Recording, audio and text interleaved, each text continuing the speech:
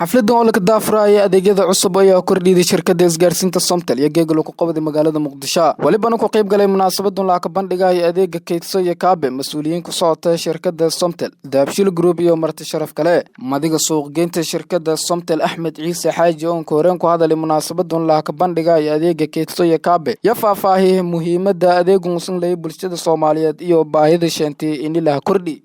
labada adeeg waxay kala yihiin mid waa kaabe midna waa kaydso. kaabe wuxuu yahay waa adeeg macaamiisha shirkadda Somtel u sahlaya in ay ku dalban karaan ama lacageed ay ku isticmaali karaan dhammaan adeegyada shirkadda ama ay ku iibsan karaan suuqa ay wax uga iibsan karaan. sidoo kale maanta waxaa daahfurnay barnaamij asagana la dhaho kaydso waa asagana waa adeeg cusub oo shirkadda Dahabshiil Group macaamiisheeda ay ugu talagashay inay adeeg ay macnaha ku kaydsadaan lacagta dhigaalkooda ayagoo mar walbaba u furan tahay inay kaydsadaan lacagtooda 3 bilood 6 bilood iyo 12 biloodba hadba lacagta aad kaydsatid waqtiga aad ugu talagashay ka hor ma isticmaali kartid waxay u dhigmataa adigoo ayuuto ama hagbad ku jirtid oo xilligaaga ka hor aad qaadan karin waxa waaye waa ayuutadii oo lagu soo casriyeeyay waa adeeg wanaagsan kaaba waxaa lagu galaa xidig 904 gees halka kaydsana lagu gali karo xidig 232 4 gees dhammaan macaamiisha shirkadda meel walba ay joogaan saaka laga bilaabo uu furan yahay adeega madaga waaxda ganacsiga ee shirkadda isgaarsiinta Somtel Cabdullaahi Cali Caamir iyo sidoo kale waliba uu sheegay inay adeegan iyo ka faa'iido doonaan macaamilka shirkadda Kiran iyo adeegan kaydso kaabe wuxuu muhiim u yahay oo lagu dhiirigelinayaa macaamiisha isticmaasha e-dahab haddii ay lacagtu ka go'do lacag cash ayuu ka amaahan karaa Dahabshiil Group lacagtaas waa qardu xasan wax khidmada lama socoto qofkuna wuxuu iskaga celi doonaa muddo loo cayimay oo meesha ku qoran lacagtaas waa lacag cash ah automatically wuxuu samayn karaa wax uu suuqa u iibsan karaa adeegyada Somtel iyo Dahabshiil Groupna uu ku iibsan karaa adeegan kale ee kaabe waa adeeg asaguna muhiimad khaas ah wata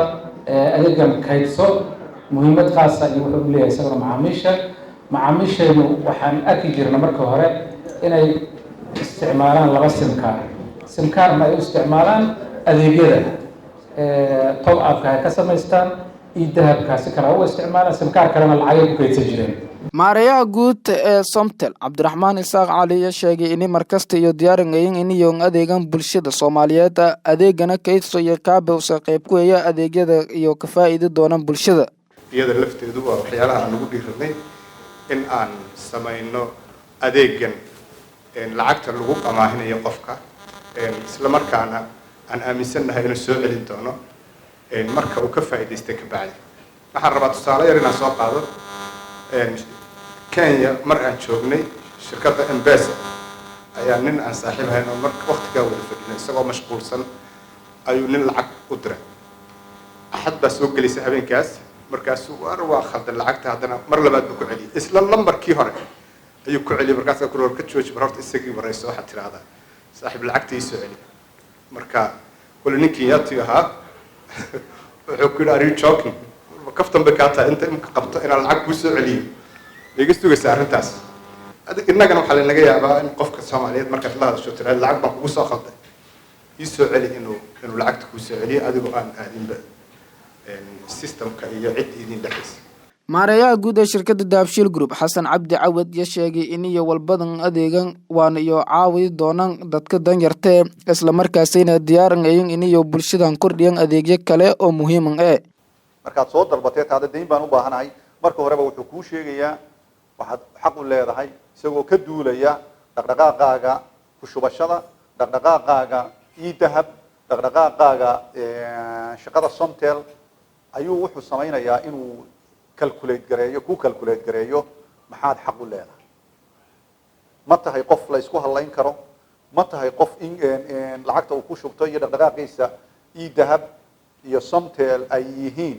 trendkaagu muxuu yahay xagee sidee wax ku shubataa maxaad ku shubataa marka runtii waa mashruuc runtii lacag aad u fara badan lagu bixiyo in dadka danyarta ah lacag la amaahiyo ama qof meel ku xanibay danyarba ma tihide adigoo suuqa joogo oo wax ka xaniban yihiin baa $10 ka gooyeen dee $10 wuu ku siinaya haddii aad isticmaalkaaga e-dahab iyo somtel ayuunbaa ayaa ka dhigi kara inaad candidate u noqoto ama u qalanto lacagtaa in lagu siiyo dhaqdhaqaaqaaga marka systemku calculate gareeyo wuxuu soo saarayaa ma $5 baad xaq u leedahay ma $1 baad xaq u leedahay ma $100 baad xaq u leedahay waana ilaa $100 maxamed muumin maxamed warbaahinta dowladda koonfur galbeed magaalada Baydhabo.